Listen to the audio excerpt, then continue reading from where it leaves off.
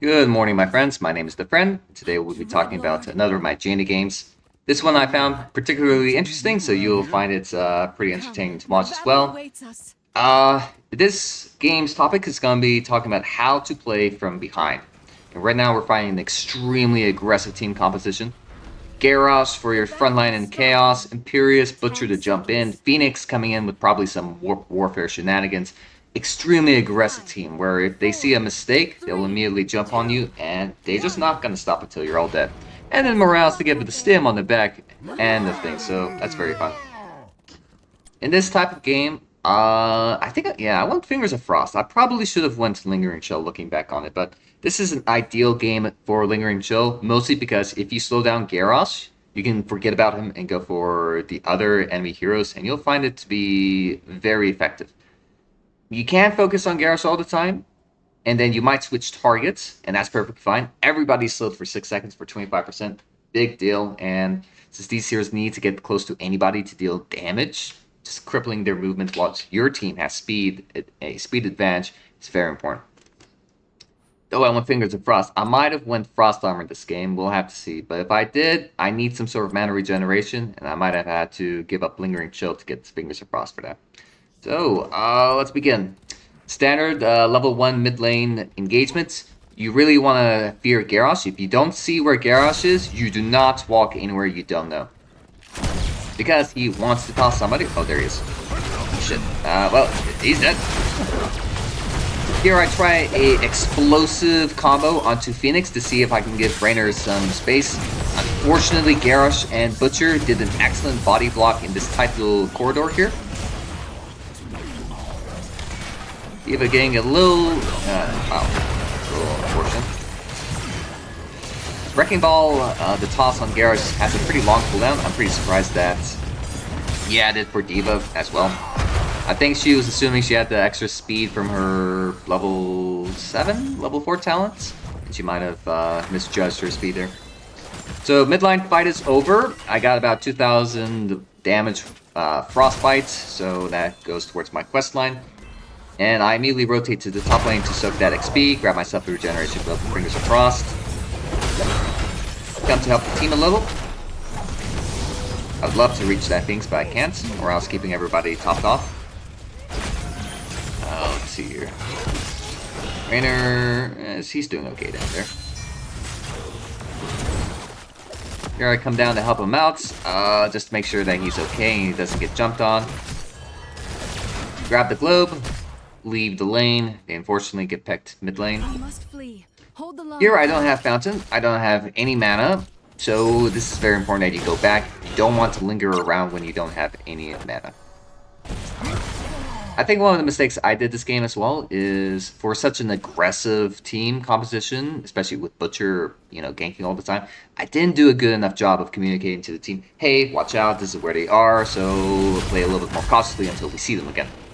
I just kind of went off the assumption that you just check your map, nobody's there, okay, you back up. No, you need to tell your team, if you see something that they don't, you need to tell them what's up.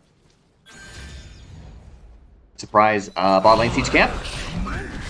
Get jumped. I think, yeah, that's my death. You can't escape this. Oh, never mind, okay. Garrosh did a very strange toss where he tossed me down here rather than toss me to the left here where Butcher was. I ended up cleaving all three of them for a massive burst of damage, and that spooked them away. I definitely should have died there. I didn't anticipate siege camps either, so that made it all the better. Here, this is a decent composition. So long as we keep Garrosh away, they can't really touch us. So our four-man comp is better. Well, not anymore. Poor Raynor. Ideally, we'd have D.Va double soaking. Looks like she's holding on her own well.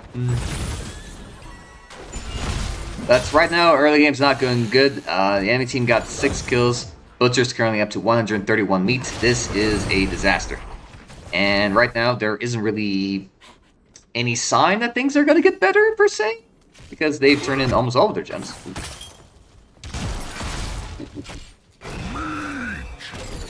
Here I tried getting a little fancy, dodging the Imperious Spear for so long, and then he just did it on the tail end as I approached the gate instead. So he forced my hand, he played his card, and I couldn't really stop it at that point. Great place from Imperious there. I probably should not have walked up here so brazenly, and I should have just immediately ran to the gates. Juking the Imperious was fine, but I think I went a little bit too far left there. Team is fighting 5v4. This is not something you want to do. There is Soak bot lane, top lane.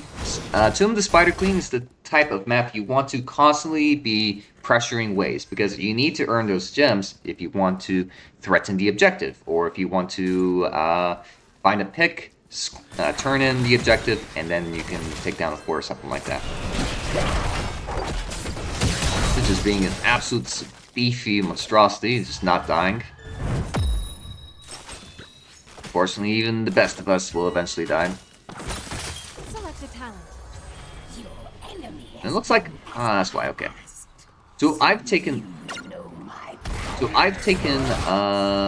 Frost Shards at level 4. That's why I went Fingers of Frost. Get the mana regeneration and damage, and then I get additional cleaving. I think I found it to be good enough against this team composition. If you're in a position to use Frost Armor against these guys, you're basically dead.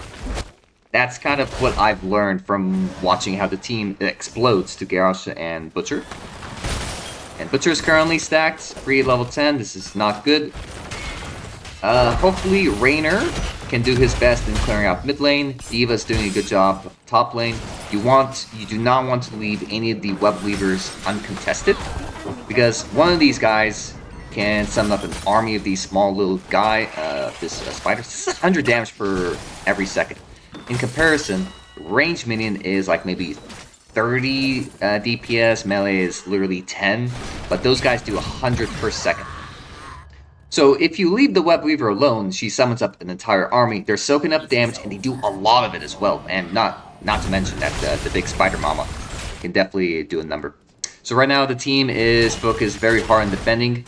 We have a timing disadvantage. They're going to hit level 10 first, and I'm trying really hard to make sure we keep up in experience. I turn in my gems because I'm gonna die with them at some point, so I best not drop them now.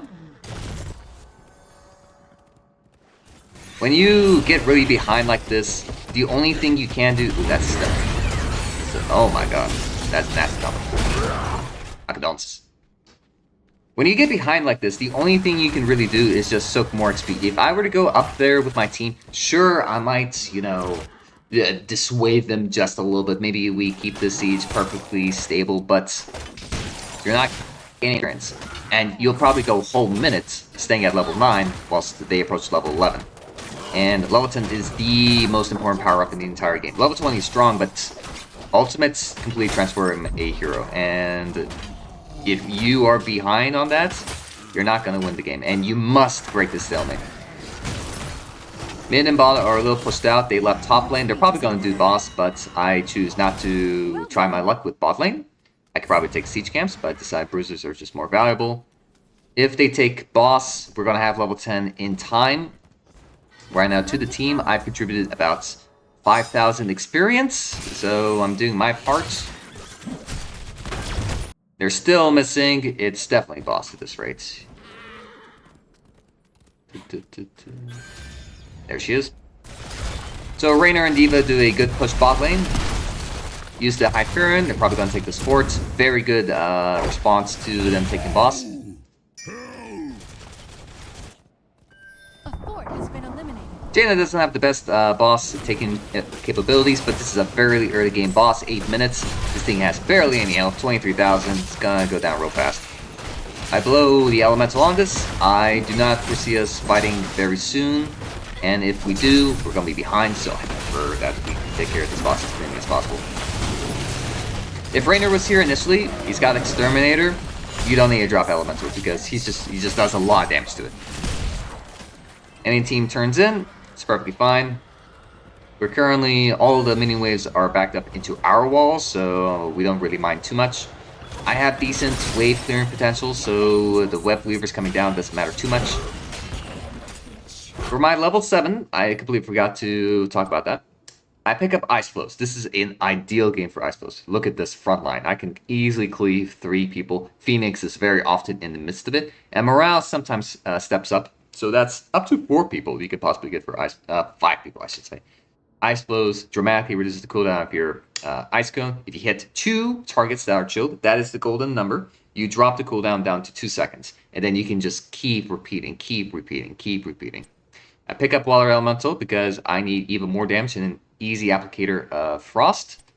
Later on, I'm planning on taking Winter Meat because the team desperately needs a lot of damage and they need a way to come back. Level 20, I was able to, what should I say, 8 minutes and 40 seconds, I was able to complete my quest, so I now deal 10% bonus damage. I clear out top as fast as I can here. I tell the team to be very careful bot lane. This fort's going down. Siege Giants, whole team is here. They need to get out now. The very second that thing goes down, he starts charging. Rainer's gone. Yep. Ooh! That's a great pull from Anduin. Another great pull from Stitches. Cloud coming down to give some space. Their challenge to get... not quite. Stitches goes down for the team though.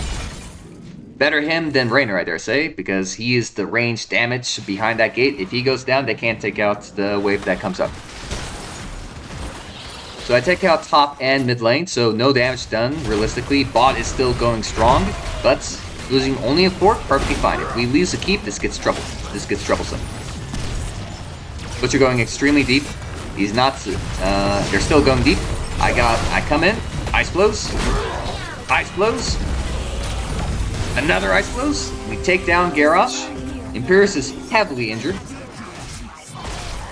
And I still have some duration. I decided to go for the camps. And then Imperius comes back in. So this incentivizes me to get back in. I use my Ice Block to stop the charge. And I'm just holding on to my abilities because I know I'm about to hit level 13. Level 13, Icy Veins time. Up until this point, I was kind of nervous to take this fight right here because they have a talent lead ahead of us, but Jaina is so much more powerful at level 13 that I was kind of spooked that if they kill us now, this keep goes down, they could... I don't think they can take core, but they'll take mid keep as well. And dying right before you get this massive power-up is just such a tragedy. But we've made it. A single creep is all we needed, and now we're 13. God bless. Let's rock. Just need to get close to somebody. Butcher comes back in. In reality, this is their doom. Away from my Blizzard. Icy Veins. Icy Veins. The 2 just died thanks to my Q and E. Slowed the morales down. Great. Phoenix decided them out at the worst possible time. I slow him down. It's a relatively easy kill to just pursue. Down they go. 4-man wipe. Up until now, the team literally had 1 kill. And that was from the keep. That was from...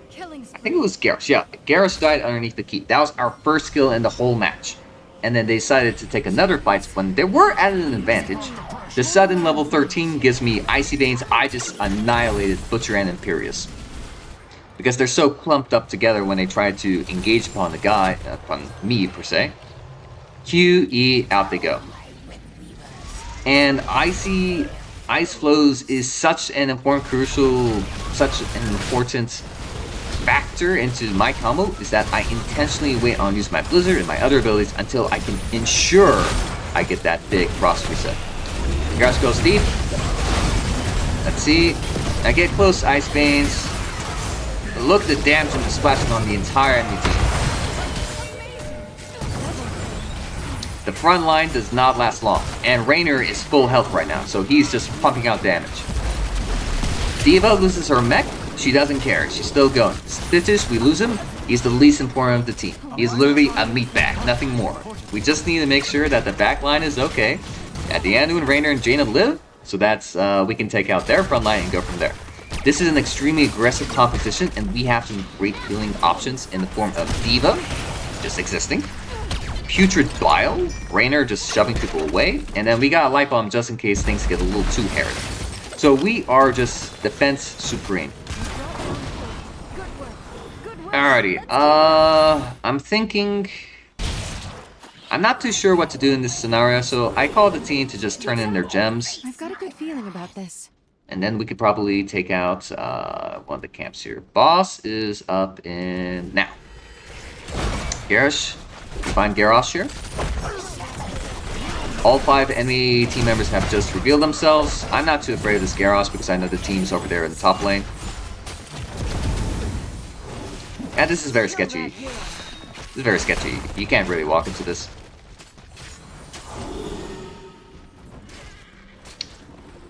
Alrighty, Raynor just turned his in. Gonna turn mine in. I have a bad feeling they're about to collapse, so I stopped the channel. I'm looking for Garrosh. I don't know where Garrosh is. There he is. Here, I do a beautiful flank. They go on Diva. I come from the bush.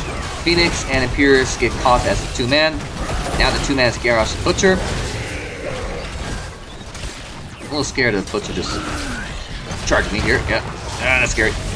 Very scary. Good pull, good peel.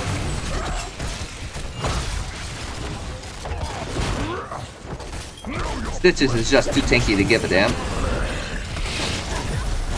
It's a little dicey. That's a great Q from Raynor. Another elemental comes down. This thing has 60 seconds to cool down. It just doesn't care. You can use it whenever you want. You'll have another one ready to go. So right now we're overstaying our welcome. Phoenix and Imperius are about to respawn. Only Butcher is dead. This is not good enough to take out a keep, I dare say. And I'm out of mana, out of juice. Hopefully Raynor doesn't die here. Yeah, he should be fine. So long as there's no Butcher, he's okay. Okay, so, level 16. In the midst of that, I picked up Numbing Blast. And Numbing Blast roots everybody for 1 second. The combo is Ice Flows, Icy Veins. You have a 1 second cooldown on your E, and then keep them perma-rooted. Again, melee-centric enemy team, so if they do not... Yeah, it's very spooky here. I turn in what gems I have. We're very close to turn in, so we're... But not enough to turn in, per se. Once we win a fight, we can double dip with boss and the turn in. So right now, the foot is on our shoes. We have the advantage. This is bad. This is really, really, really bad. I hear a fight going on. I'm nowhere near it because Imperius zoned me away. I probably should have turned and then killed this Imperius with Raynor and Stitches, and then we can go from there. Okay, he's a relatively easy kill, but he takes a long time to take down. We just lost 2 people, and suddenly I realized this is probably not a good idea to flank. Butcher catches sight of me, I think, and then he tries to charge me.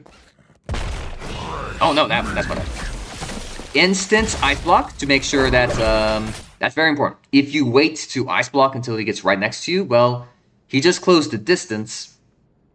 He's still right next to you, willing to chop your legs off. So what you want to do is you instantly put yourself into stasis. That cancels the charge. So instead of him going all the way here, right where I am, he stops here, and then I can still keep going. Situation isn't good because I just expended an ice block just for that. So I need to get out of here now. Elemental went down to cover my tracks. It was able to splash onto all 3 of these. And now I have a devious idea coming up. I turn around, I catch them in the hallway. I have Icy Veins E, just completely destroy him.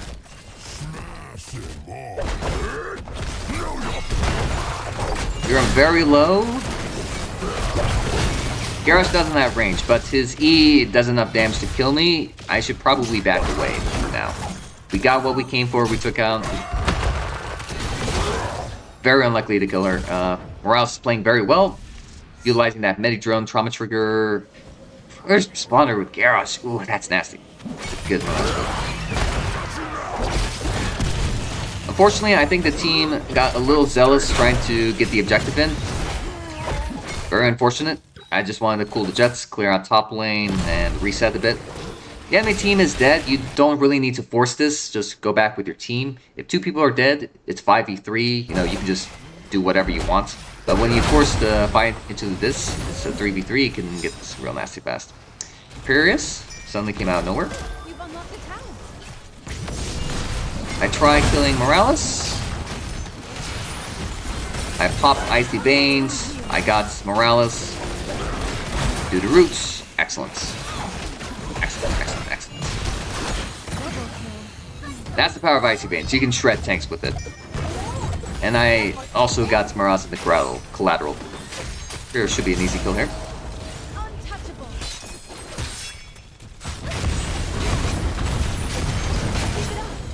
And then here, I knew he had it down. Oh my god. I think he gets out, actually. Yeah, he gets out. What just happened there was Imperious Q build. He went Battle Hunger for the big healing. He went Flash of Anger to get a big shield. He got the attack speed from 16. And then he also reduced our damage, so we couldn't really pop him. And then lastly, the crowning jewel is Brandon Solarian, where he doesn't expend his marks. And the special mark he got from Flash of Anger, that's Q mark, that gives him a shield, it doesn't get expended either.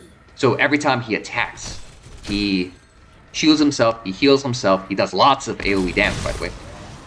So, despite the fact he was 100% dead, he did not die, because he was able to plant a beautiful 2-man spear and then just hammered us away. That's the Q build strength. It's all in the level 20 there. I see Imperius' top lane, which means either they're 4-man bot lane, we win this because we're 5-man mid lane, we can rotate down, or they're 4-man top lane, this Phoenix is alone, we kill him. Here, he gets the idea that we're probably going to kill him. Pop down the elemental to cut him off, but Stitches lands a beautiful hook here. And then Phoenix just runs into his death. Perfect. If Phoenix went this way, we probably would have lost 15 seconds in the siege, and then we'd lose mid lane, Web Weaver, bot lane, and then, you know, we'd be very slow on our push here, and then we probably wouldn't take the speed here. I still have Icy Veins available, so I'm in very much fighting condition. Waiting for Butcher. Here I made a big mistake. Big mistake. I did not double check to see if Slaughterhouse was a thing. The AoE Lamb of the Slaughter. So what ended up happening is, I thought, you know, somebody's closer to the center, I just walk out. No biggie, right? No, instead it hooked everybody, and when I could have used Ice Block to avoid it, I get silenced, I get jumped on, Butcher cleaves me in half, I'm dead. And instead of us winning the game on the spot, if we kill the enemy team right there and then, they wipe us in turn, and now they're gonna do boss. It's not super threatening because we're about to respawn and we still have a keep, so it is what it is. But that was a big mistake on my part. Either I could have stayed a little further back, or I immediately ice blocked. And also having the knowledge to double check the talents and see what level 20 is very important. I did not check the enemy level 20, so that was my fault, really, for not recognizing the threat of Lamb. I died there. If I lived there, you saw how they were all clumped up together. I could easily melt them down, just like I did with every single fight in the past. But because you get crowd controlled, you can't cast your abilities. And if you can't cast your abilities, you're a useless character. You're not Stitches, where you don't care if you're crowd controlled or not. You still have a big health pool to go through. But not Jaina. You suffer a single stun, a single silence, you're dead. And it doesn't matter how much damage you deal in the world. You must respect crowd control in this game. Exterminator Rainer back on his feet. He was able to take out this bruiser camp, so it just stalled time in the mid lane, and then he came back to help out with the boss. Very quick take, nothing threatened. Let's see, what's next? Right now, we don't know where the enemy team is, so okay, so they just revealed somebody was bot lane. We have to move in as 5. Good hook there. Here, I see where the Gyarados is. I was able to find the backline here. Take out a big damage dealer and the tank. Out he goes. The team with Vile and Diva was able to collapse onto Morales, and now there's just Phoenix and Imperius left to go. Those two heroes cannot possibly stop all 5 of us. Unfortunately, bot lane is pushing, so we can't just go straight down here. Actually, we probably could have. This is a mistake. But the enemy team is freshly dead. I'm gonna have both of my ultimates in just a second, so really, we can take our time here.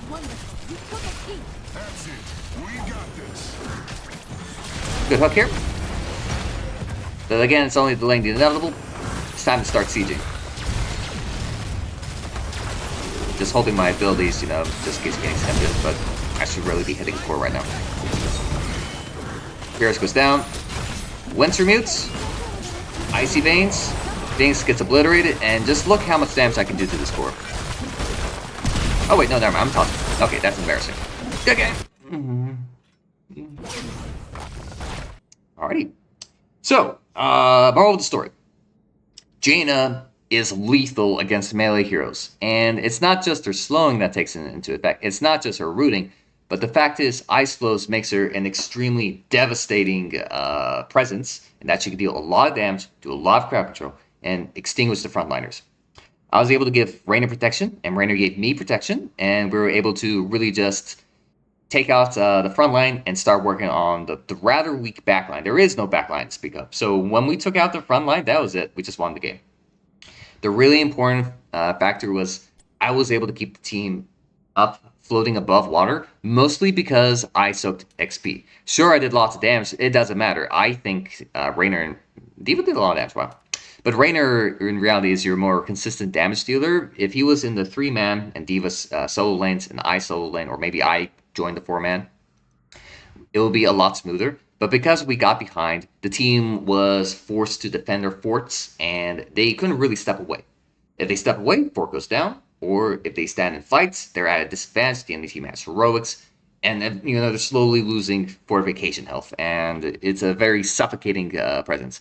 I chose to intentionally kind of like bite my teeth, hope the team can make it, and then soak XP wherever I can on side lanes, and it was really important because I was able to get elemental on time. I was able to get level 10 on time. I was able to get that level 13 at that bot lane fight, which really swung the game around. If I didn't, pick up like a wave or two, I would have been slow on my level 13. It could have gone completely different. So every single instance of experience here was well earned, and it got me to my level 20. Jaina is a late game hero. You're going to suffer in the early game because she doesn't have a lot of damage. She does very well with a reliable tank and his CC, and then you're able to follow up on that. But in this case, Stitches doesn't have that. He's just a meat bag where he provides a lot of disruption and distraction, and his presence kind of like forces the enemy team to deal with him, whilst you have freedom to do whatever you can. So it's kind of like a soft taunt CC, but he doesn't have any strong CC to keep somebody locked in place. So you don't have early game power as Jaina because of that. And you'll notice that, you need those talents, really. I need my quest complete. I need my ice block ready to go, which saved me from Butcher many times. And I could have saved myself even more with that one time I got slaughterhoused. Icy Veins is your second heroic, so I got that on time. And Numbing Blast just made the game super easy. And Winter Meat is just the crowning I didn't need too much protection. Double slowing would be nice, but really I want damage. The team only has Rainer, and he's the only reliable damage dealer. He has not gone for a super hard right-clicking build. This is a more defense-oriented one. So I need to really step up and substitute the damage for the team. Either way, all of it really worked out. We were able to hit the late game, and thanks to all of our zoning ultimates, we were able to just keep the front line in check and destroy them. You need tenacity as Jaina. This is one thing. You must have a cool head, just like she does, because you will come back late game. And you must get through the first 10 levels before you start doing stuff. That's all from me. See you guys next time.